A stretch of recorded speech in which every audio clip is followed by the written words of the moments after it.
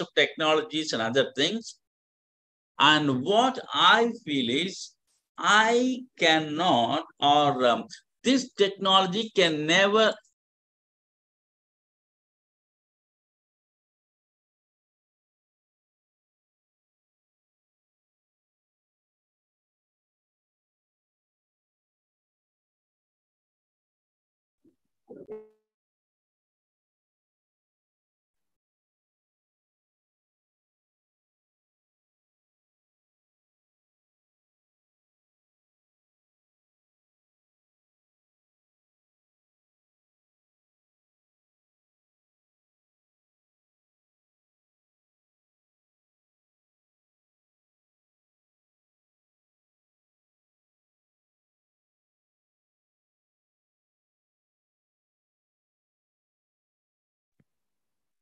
Sir, we are not able to.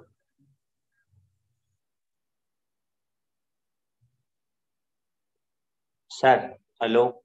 Yeah, I think sir is facing some issues. Yeah, he lost his internet.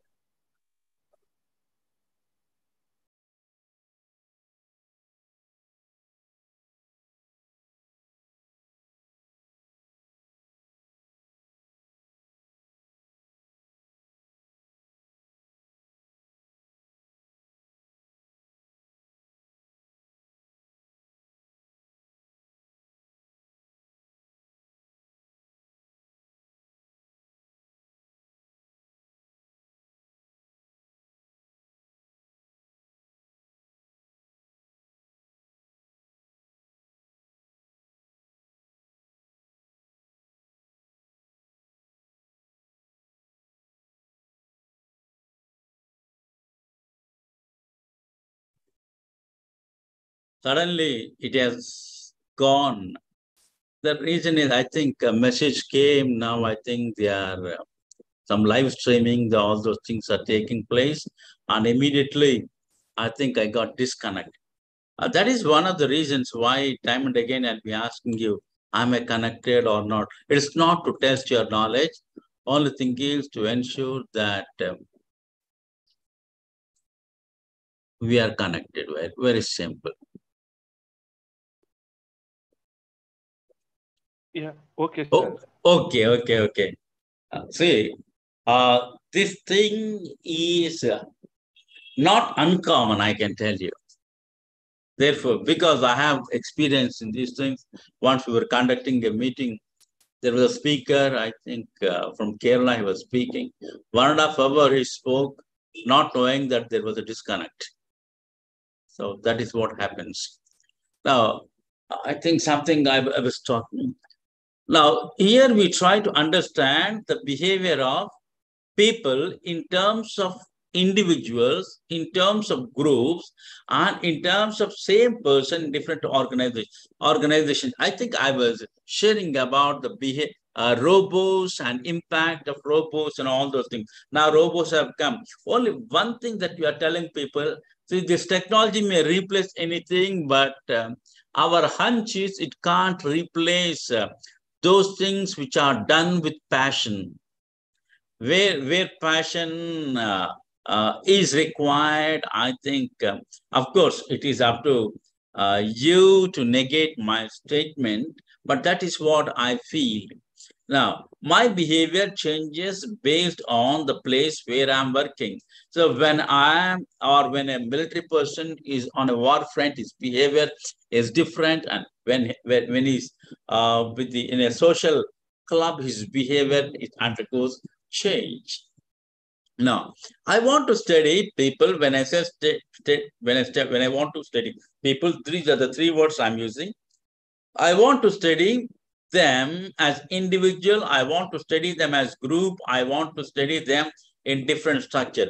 For this purpose, I need to understand them as an individuals. I need to understand them as members of group, and I need to understand various structural dynamics that are taking place. So there are three important components in the subject: organization behavior, understanding individual behavior, understanding group behavior, and organizational dynamics. These are the three things we need to study. And I want to study people within organization because I want to apply that kind of knowledge towards improving my organizational effectiveness. I'm not studying, there are several subjects, we'll study them. We call them pure sciences because they want to study, therefore they study. But this one is an applied one. I want to take that knowledge in order to make my organization more and more effective. Now, when I talk about effectiveness, I want to do right things. How we are going to measure this effectiveness, we will see. Now, organization behavior is directly concerned with understanding, predicting, and controlling. Try to underscore these three words. This subject is concerned with understanding. Why I want to understand? Because I want to predict how they will behave. And why I want to understand and predict? Because I would like to, you may feel bad, but still, we want to control human behavior. We want to channel that human behavior in a purposeful way. Therefore, with that intention, we are going to study this particular subject. This subject is directly concerned with understanding, predicting, and control of human behavior. I'm specifically talking about human behavior, not, of course, we have taken the help of dogs, rats, and all those things in order to understand the learning process and other things. But I'm focusing more on human behavior only. Then, organizational behavior, the study of organizational components. I told you organizational components, task, structure, technology, people, strategy, they operate in an environment. That means my behavior undergoes a change depending on the task that I am going to perform, depending on the structure of the organization in which I am working. Maybe when I'm working in a software company, my behavior is different. When I'm working in a company like BHEL, where the operations are different, my behavior may be different. Even if you take police department, which is considered to be a bureaucratic department, and there also nowadays, the structure has undergone a lot of change. Things are not that bureaucratic that you are thinking. See, sometimes you feel whether you have visited a police department or a software organization.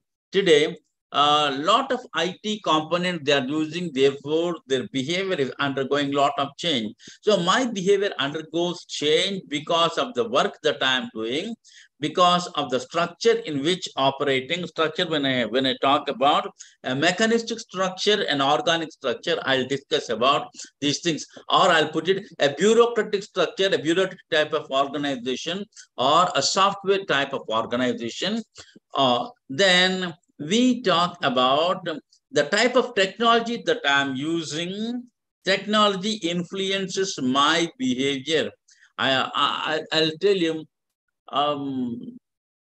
eye specialists, when they're operating, when they perform this operation, sometimes they advise whether to put certain lenses or not. The reason is whether the person can manage or not, because when those lenses are there, you need to be different.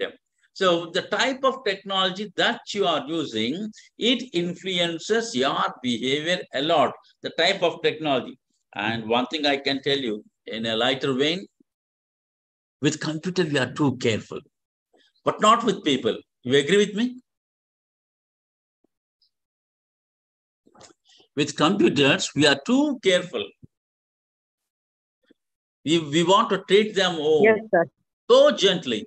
But with human beings, our behavior, oh my God, we talk whatever comes to our mind. Maybe I'm talking lighter way, but my behavior when computer is there, when our children, they're handling computer, laptops, and all those things, I think we want to take utmost care.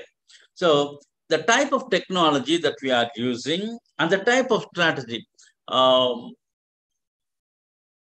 those who are working in ICICI company, ICICI Bank, those who are working in SBI Bank, I think they know the differences between working in SBI, working in ICICI. You agree with me? Yes, sir. Yes, sir. Yeah, one happens to a private sector. Working in a private sector, their strategy is different. Working, working in a government sector, and again, I would like to ask you. We would like to work in government. You agree with me? We want to work in government colleges, government schools, government jobs, and all those things. But Yes, sir. Yes, sir. we want to admit our children in private schools. Yes, sir. Yes. Yes. Yeah. See, because you see, and again, God, the moment you say government organization, you start thinking in a different way. Here, what I'm trying to convey, the strategies of these people, they are different.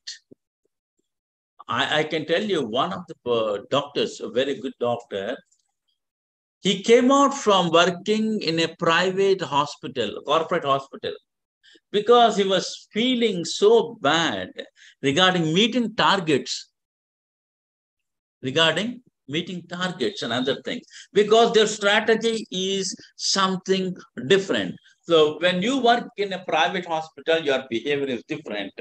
Task, structure, technology, strategy, and the type of people with whom you are working. Let's say if you are working in USA, if you are based in USA, and if you are having exposure to people from different countries, your behavior is different. And again, I'm going to ask you a small question. Working exclusively in a college where only females are there, only men are there, our behavior, don't you think it's different? And again, working in a place where men and women are there, don't you think our behavior changes?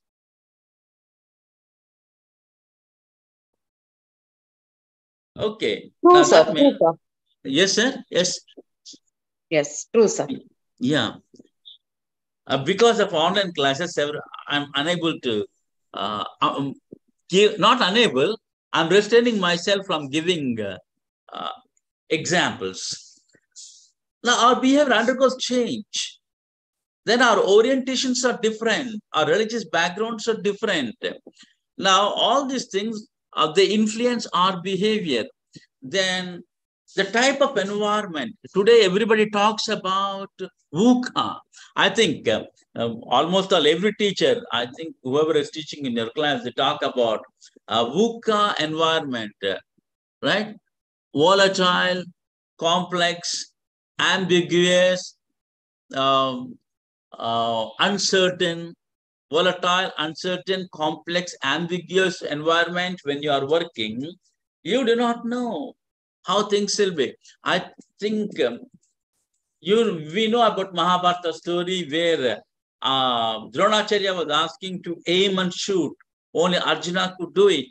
But today, I think, if I'm not wrong, those who are working in organizations, you have to tell me, sometimes in certain industries, there is no proper business model. These models are evolving. And it is written in some of the books. Previously, we were aiming and shooting. And today, the thing is different. First, you are shooting, then you are aiming. Things have undergone change. So, when I use the word organizational components, remember why I'm trying to be a little elaborate. If you can understand, or if these 5 or 6 words they get into your mind, I know you people do not have much time to study. Our friend Abhiram was telling, you are professionals, I know. You have got very little time to study, you are pressed for time and all these things. So some of these things, when I'm talking, you are reminded, These words will help you to write some of the answers. Task, structure, technology, people, strategy, your operating in environment. And my behavior undergoes change because of these things. And their impact on human behavior and organization performance. Why am I studying all these things? Because this task, structure, technology, people, strategy, and this environment, they have impact on my behavior and also on the performance of the organization.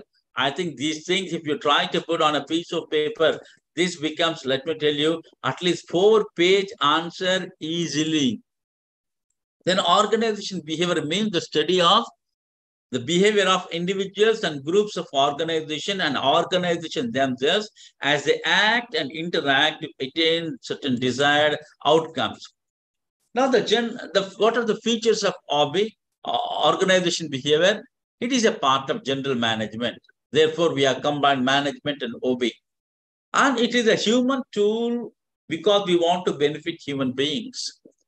And this subject is influenced by sociology, psychology, anthropology, economics, and all these things. Therefore, it is called influence by other disciplines. And we make analysis at 3 levels: individual analysis, individual level, group level, and organization level. At 3 levels, we try to make this kind of analysis. And it is a body of theory, research, and also application. A lot of things are there. We borrow several things from these sciences and we try to apply in order to enhance our performance. And this subject is more of action oriented. It's a more of goal directed. This subject is also considered science and art because just by reading how to influence people, how to impress people, I think you can't do it. You have to practice it.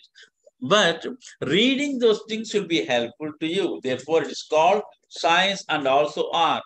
And at the end of the day, this subject integrates individuals with the organization. Now, the study of this subject is on human behavior. Second thing, human behavior in organizations. And I'm studying human behavior in organization because I want to be both efficient and also effective. Efficiency talks about the relationship between inputs and outputs. Effectiveness talks about reaching the goals. I need to reach my goals in an effective and also I need to reach my goals. I think by taking into consideration efficiency aspect also. Now, there are certain fundamental concepts regarding this subject. All of us need to understand, all of us most of the time tend to forget. That is, I think there's a movie, Amir Khan's movie, Tare Zameen Par. Agree with? You remember? I think you can recollect that movie. Many people appreciate also. Tare Zameen Par. Yes, sir, we have watched that movie. Yeah, you watched that movie and you appreciated, and sometimes you were also remembering some of the teachers who did not treat you like that, and you started appreciating some of your teachers who paid attention to even to the backbenchers, slow learners. I use the word, even it's not even slow learners, late bloomers. You agree that? There are some people, they are late bloomers, they are intelligent, but it takes some time for them to come out. Now, why I am talking these things, we need to understand there is a difference between individuals. It could be between men and women, the management of men and the management of women. I think I would like to ask you, is there any difference between management of men and management of women? Maybe, sir, little bit. Maybe a little bit, little bit. In communication systems, men and women. Yeah, maybe because of how they understand something, what is their experience. Based on that, we have to communicate with men or women, maybe in a different way, slightly, Yeah, depending on the situation. I do not know.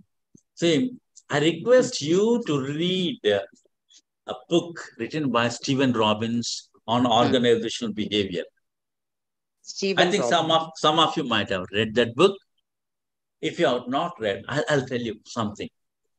For me, this subject was boring for a long time. I wanted to learn, but I could not appreciate until I started reading that book by Stephen Robbins.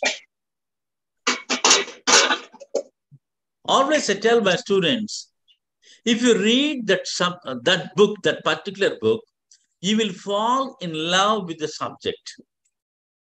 Once you fall in love with the subject, you feel like reading. You don't think you're preparing for exam. Because I know this is the subject which will be useful to you wherever you are working. I do not know to what extent other subjects, I'm not saying they are not useful. To what extent the subjects are useful, I do not know. But this subject will be useful to you.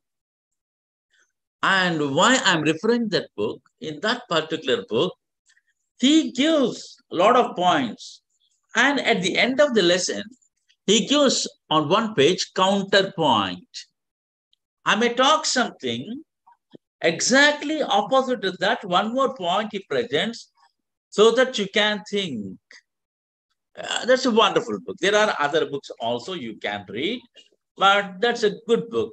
And if someone is in need, I can share it with you. No problem. Now, there's a difference between individuals, difference between men, difference between children, difference between women. See, in the same family, there might be two sisters, their personalities will be different. We need to understand, but many times we don't understand that, we get into problem. Second thing is, when a person comes to office, we need to understand he is bringing this entire personality. But unfortunately, we are telling people, hey, come on, keep whatever is happening at your home in your car dicky or scooter dicky and come to the office like a different.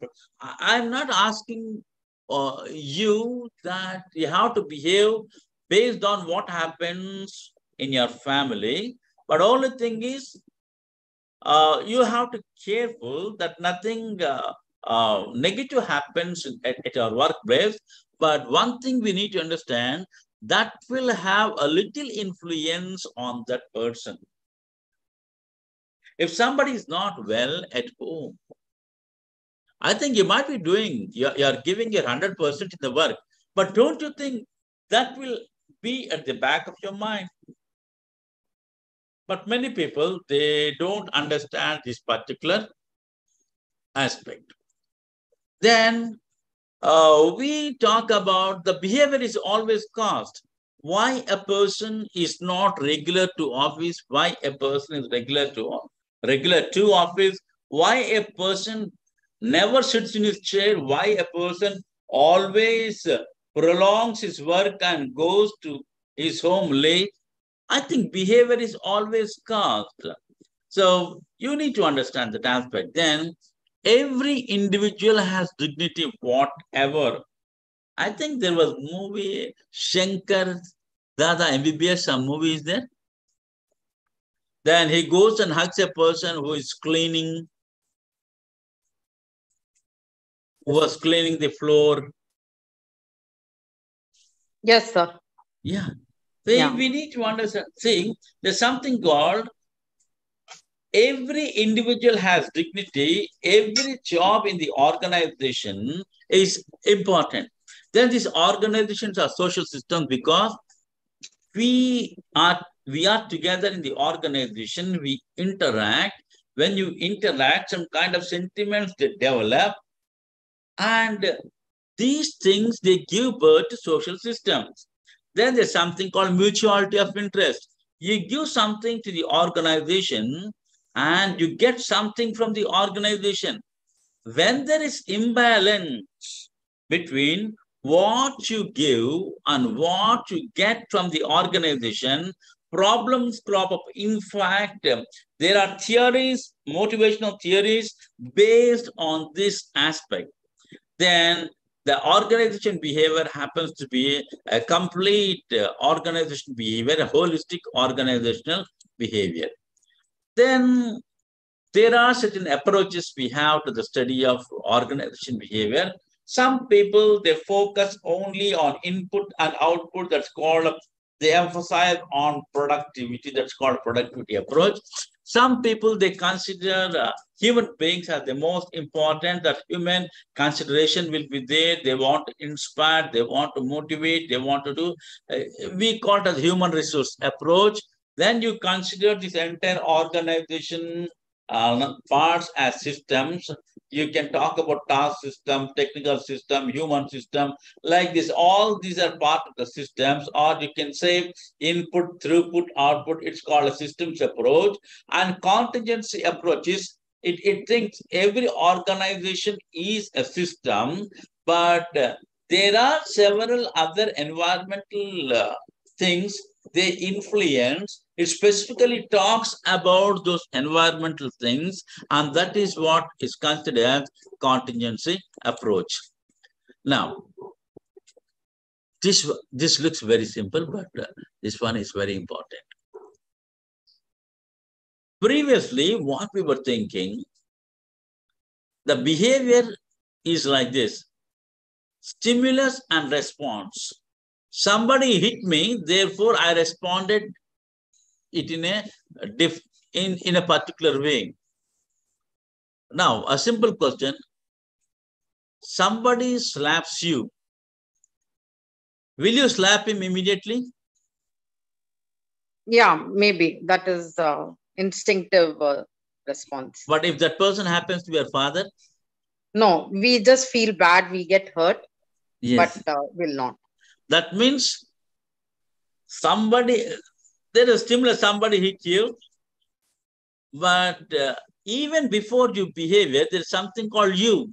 You start thinking, who is that person hitting you? Or people like me, I can tell you, at this age, we have got grandchildren. The grandchildren, I think they kick us. See, when we are holding them in our hands. And if I say, if somebody kicks you, what will you do? And your response is different. And when the grandchild is kicking you, you try to kiss them. You agree with me? A small child in your arm, right? So the stimulus, that is you. Then you start thinking. Then you behave in a different way, and that then you try to accomplish the objective. SOBA. SR, stimulus, response. This was previous model. But today, we are not talking like that. Stimulus, there is something you. You means you have, of course, whatever word that I'm using, the word free will. Free will, you have got thinking, you have got decision-making capacity, that is you, organism. And because of your thinking, the decision-making, your behavior will be there. Because of your behavior, then accomplishment of the objectives of the organization will be there. So this model is called SOBA. Try to remember. Maybe you are having a child, or your brother's child, or sister's child, or if you happens to be an elderly person. This example, this applies everywhere. So in the examination, they'll ask you, what is SOBA model? SOBA, model of organization behavior. Very simple. Same thing applies when you extend it to your organization. Right? The boss tells you something. How will you react? Then the question is, what is he telling? Why is it? That is making you to think. Based on that, he is correcting you. His intention of correction you will see. And based on that, you behave. And based on your behavior, accomplishment or objective will be there. SOBA, I do not know. You can, where you note it, you can note it on a piece of paper.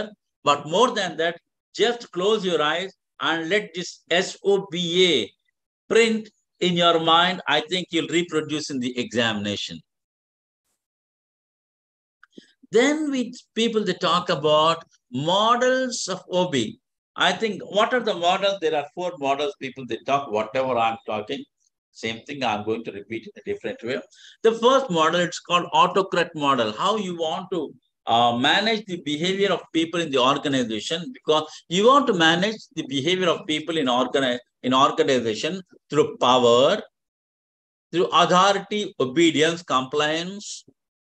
Then you want to ensure discipline. When you try to control the behavior of people, that is known as an autocrat model. From there, you move to next model, that's a custodial model. You want to encourage people through compensation. You want to give money. You want to motivate. You want to retain people. You are under the impression that a little bit of money, I think, in some cases, if you give a lot of money to people, I think there are instances where if you give more money, the next day they will not come. You agree with me? For some people at a certain level, when you give more money to people, the next day they will not come to work. So what they do is they give little money, not much. So they want to compensate, they want to motivate, they want to retain. That model is called a custodial model. But from that one, the next model that you are adopting is you want to get into a supportive model. You want to hit at higher levels of motivation. You want to inspire people. You want to touch their higher level of the psychological needs, and you want to support them. And that is how you want to manage people in the organization. That is called a supportive model. Then collegial model we talk about here. You think you are equal, you collaborate, you share responsibility. That is how you want to take it forward. So in the examination, when they ask you, what are the models of OB? I think some of these things you can write: autocrat, custodial, support, to and collegial model. Then all these days, what was happening? We were trying to understand based on gut feeling, intuition. I was asking you some questions. I think I asked you a question. Is there any difference between management by men and management by women? I think some people said maybe to some extent, may not be like that. So most of the things that we were doing are based on a gut feelings only. But these things were not supported by research. Today, it's not like that. We want to look at the relationship. We want to see the cause and effect. And based on that, we would like to draw conclusions. So today's way of managing people is based on a systematic way, in a scientific way. So we want to move from preconceived notion to the things that are based on facts. Now, this is what the entire subject, of course, I'll come to this one.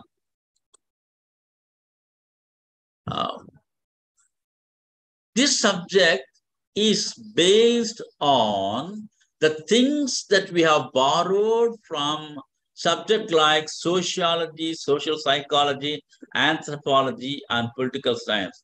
If you go through this one carefully, I think I told you, I need to understand individual behavior. I need to understand group behavior.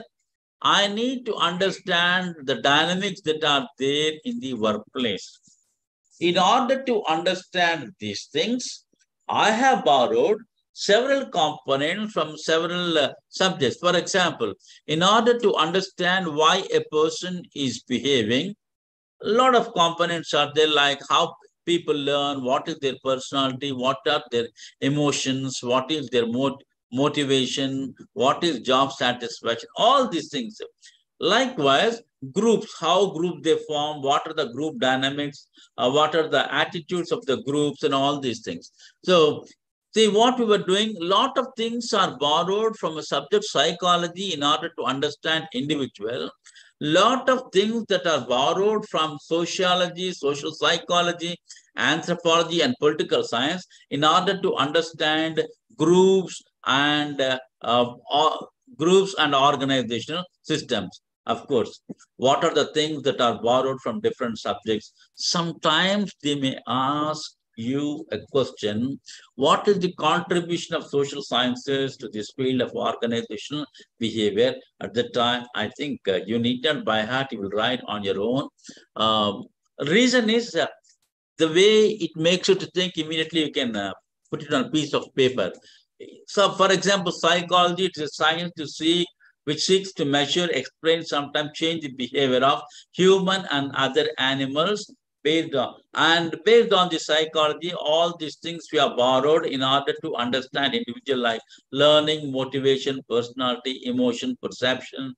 See, you might be thinking, am I supposed to by heart all these things? No need, no need, no need. Once you give one reading, automatically you'll be writing all these answers.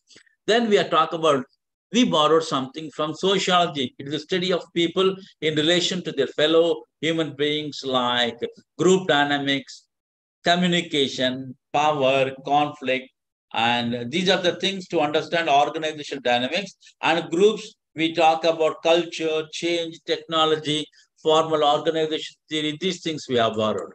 Then we have borrowed something from social psychology in order to understand group, like behavioral change, attitudinal change, communication, group process. So it is a blend of psychology and also sociology. Then anthropology talks about societies, to learn about human beings, their activities. Here we talk about value system, our attitudes, comparative values, cultures, environment. So all these things we have borrowed from anthropology. Likewise, a lot of things we have borrowed from even from political science, like conflict, intra-group organization, politics, power, what people they do within the organization in order to gain power. I think these things we have borrowed from a political science. Like that, we have borrowed several things from several disciplines in order to understand people and to lead our organization forward in order to create value. But there are certain a few absolutes are there. There are certain things like called contingency variables. These are the variables that moderate the relationship between two or other variables. There are some contingency, same person, because of several contingency factors, we behave differently. So we need to understand these contingency variables. Now, one of the things that they ask you in an essay question in the exam is, what are the challenges? What are the challenges? What are the opportunities for this organization behavior? That means in the present day, what are the challenges that we are facing? What are the opportunities that we have for this particular subject? The first challenge all of us are facing, it is about globalization. Whether you accept it or not, what we eat, what we wear, the way we walk, the way we talk, everything is influenced by the connectivity between different countries, including what we have experienced in 2021, Corona, okay? Travels very fast. People, how do you respond to this globalization? Now, you have to work with people from different cultures. for capitalism, anti-capitalism, then cultures. See, all these things, they are influenced. Overseeing movement of jobs to low-cost labor. All of us know, or all of us have this kind of experience from our families, or from most of our families. At least one person is there in a foreign country. Agree with me? Somewhere in our family circle, somebody is there in a foreign country. And I know more, I always tell my colleagues, when they are sending their children to USA or somewhere, I tell them, I tell people, you have created export quality. See, we are preparing people to foreign assignments. The question is, how do you respond to this globalization that is taking place? The second thing that we are observing, there is diversity. Today, one of the hot topics is, how do you manage workforce diversity? When I talk about workforce diversity, several things they come to our mind. There were days only, see, our thinking was different. Men, they have to work, and women, they have to take care of families. But today things are not like that. Men and women, they are working. And again, when you talk about diversity, again, you think, I think in most of the applications, we used to have men, male and female. Today, we are having other gender also. Now, people, they're coming into the mainstream. The question is, how do you embrace diversity? How do you respond to this changing demographics? Today, we talk about demographic dividend. Everybody talks about demographic dividend. But we tell people, if you don't prepare our people, it's not demographic dividend that we are going to have. It's a demographic disaster. So we are rich. There's a lot of dividend. We have to equip these people to take up future challenges. How to recognize and respond to these differences? The first one is, how do you respond to globalization? Then second one is, how do you manage workforce diversity? Oh, I think we need gender in terms of diversity. Disable. You should not use the word disable. Otherwise, they're able. And we are giving different kinds of names. Divyangulu, I think that's the word people they use. Age. When young people they come, I think immediately a lot of changes will be there. Then today we talk about racism, domestic partners, foreign partners, national origin, actually from where this company is coming. A Japanese company's culture is different, American culture is different. There were days you are thinking only about Christians. That means organizations, they were thinking only in terms of, today, you have to think about people from different walks of life. They are working with you. Your thinking has to undergo change. Your behavior has to undergo change. So when we talk about diversity, you have to think it's a big challenge. How do you embrace this kind of diversity? Then today people, they talk about improving quality and productivity. Everybody wants to pay less and they want to have more and more. They want to pay less and they want to have more and more. For this purpose, there are two things required. You need to manage quality, then you need to do process re-engineering in order to bring down your cost. How do you respond to labor shortages? And the people who are working in corporate sector and other places, they tell us very clearly, we have people, we do not have right people. Today, I think there's a great demand for talent. There's a great demand for skilled labor. Then there are early retirements and older work. People who retire, they are retiring. I think in one state I came to the retirement age is around 55 or 56 only. And those people that are available. See, one side you are finding a fewer shortage, people with fewer shortage skills, then early retirements, then older workers, and how are you going to respond to these things? Then we want to improve customer service, as I told you. People, they expect service quality in everything. So, yeah, I think today you talk about Amazon, Flipkart, how they pronounce, always I pronounced it wrong way. Zomato, Zomato. I think you want to order immediately, you want to get it. And then how do you respond to this customer responsive culture? Everybody wants to make customer happy.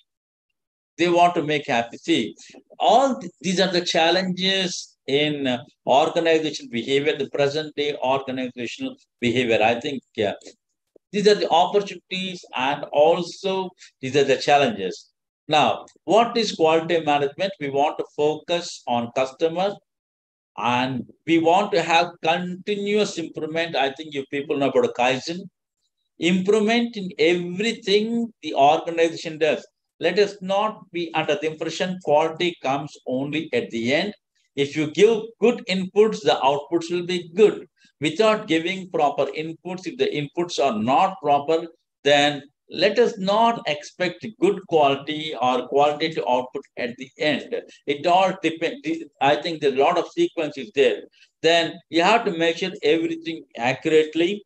And empowerment, employment, people that give so many definitions about empowerment, but can we make people to realize how great the job they are performing, whatever job they're performing, how great it is, how important it is. If you can enlighten your worker, I think the way they behave will be different. Then how do we improve this quality and productivity? We improve quality and productivity through quality management. Here we try to attain customer satisfaction through continuous improvement, and it requires employees to rethink what they do and more involved in the workplace. And then we talk about process re-engineering. I think through these processes, I think we want to improve quality and productivity at the workplace. Then there are other challenges that we have. That is, all of us know. Just I'll take 30 seconds. All of us know that we need to always upgrade our skills, upskilling. So how do we upskill? How do we make people to understand the worth of the job they are doing, that is empowering? How do we make people to think in a new way, innovation?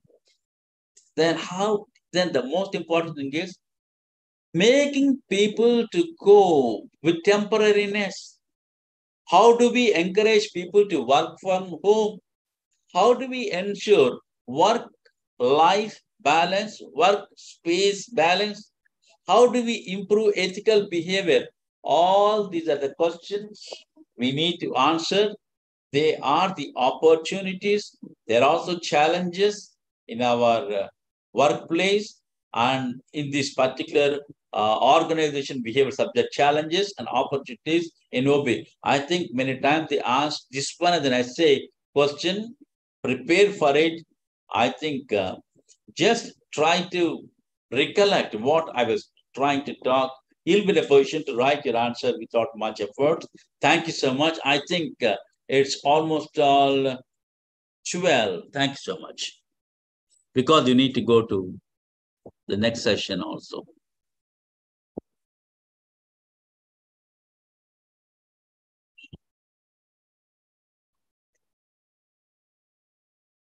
Thank you, Radha Krishna. Acha, please contact Radha Krishna. He will help you. Abhiram Garu?